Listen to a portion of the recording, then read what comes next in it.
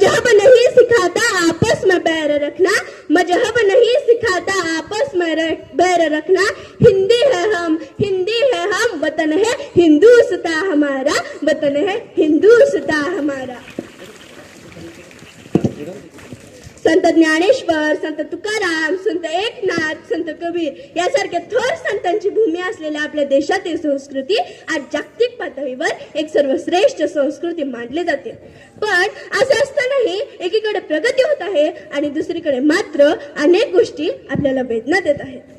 स्वातंत्र्यासाठी अनेक शूरवीरांनी आपले बलिदान दिले, स्वातंत्र्यासाठी आपले संपूर्ण आयुष्य खर्च केले, स्वातंत्र्यासाठी रक्ताचा सडा सांडला, आम्ही मात्र त्या रक्ताचा घाऊक बाजार मांडला असे कधी कधी उगीचच वाटते। आज आपल्या देशात दहशतवादी हल्ले होतात, उरी पालमन सारख्या रक्तालेल्या आठवणी आपल्याला दुःख देतात। शेतकऱ्यांना स्वतःच्या हक्कासाठी आंदोलन करावे लागते व अनेक गरिबांना एक वेळचे जेवण सुद्धा मिळत नाही। धर्माच्या नावावरून जातीय दंगली होतात तेव्हा भारत मातेच्या हृदयाचे शेकडो तुकडे होतात। एकाच आईची लेकरं जेव्हा एकमेकांच्या रक्तासाठी तहानलेली असतील तर त्या आईची काय अवस्था होत असेल। आज या सर्व आक्रमणांमध्ये अतिशय सामान्य माणूस भरडला जातो।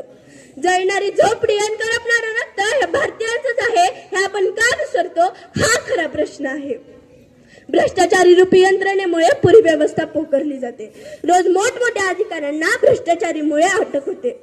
पानी न हो तो नदियां किस काम की, पानी न हो तो नदियां किस काम की, आंसू न हो तो आंखें किस काम की, दिल न हो तो धड़कन किस काम की, दिल न हो तो धड़कन किस काम की। अगर हम वतन के काम ना आए, अगर हम वतन के काम ना आए तो ये जिंदगी किस काम की, तो ये जिंदगी किस काम की।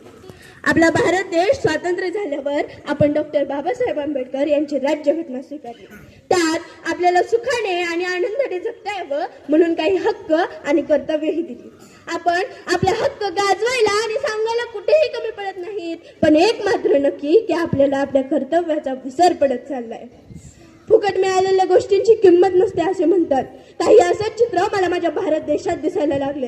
पण हे स्वातंत्र्य काय आपल्याला फुकट मिळालेलं नाही, कारण त्यामागे हजारो क्रांतीवीरांचे बलिदान आहे।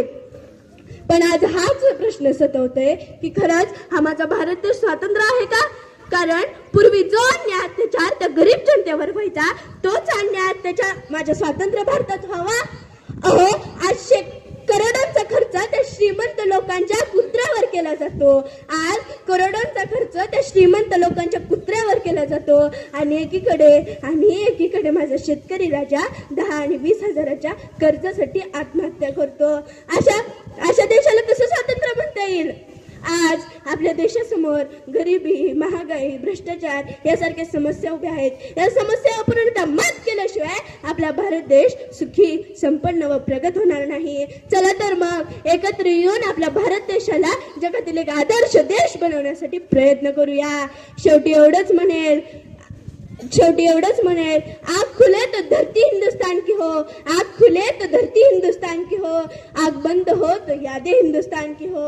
हम मर भी जाए तो कोई गम नहीं, हम मर भी जाए तो कोई गम नहीं, मरते वक्त हाथ में मिट्टी हिंदुस्तान की हो, मिट्टी हिंदुस्तान की हो। एवढे बोलून मी माझे भाषण संपवते।